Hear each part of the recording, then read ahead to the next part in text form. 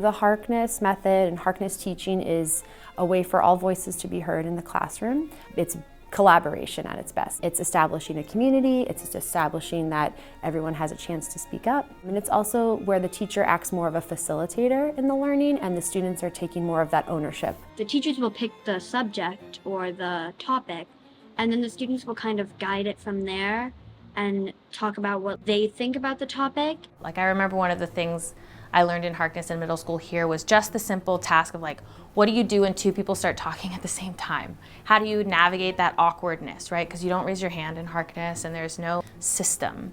You just have to figure it out. And the reflection that requires of being able to say, oh, actually, I've said a lot today.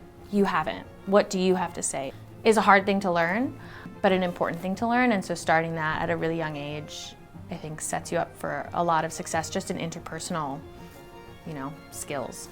Being introduced to the Harkness method and being introduced to this idea that teachers are allowing students to kind of work with each other and teach each other, that became super, super, super instrumental to my success as a high school and middle school student. I think I also gained a huge sense of confidence, especially in subjects like math.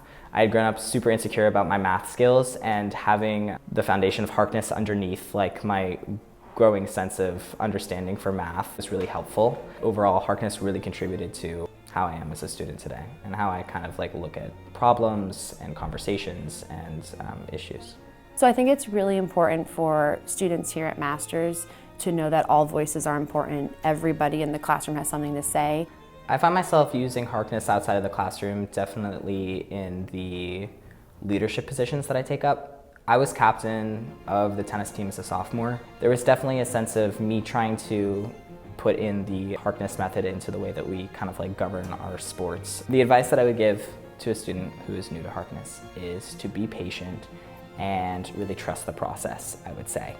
Because it's incredibly new and it's gonna take a little bit of adjustment, but I think you'll get more into the rhythm of it and you'll understand how helpful it is to be a part of a conversation rather than a lecture. And as an English teacher, when we're interpreting literature, there are so many moments where a student will observe something in a text that I never saw, even if I've read the book 5 times. And I'll always pause and say, I never saw it that way.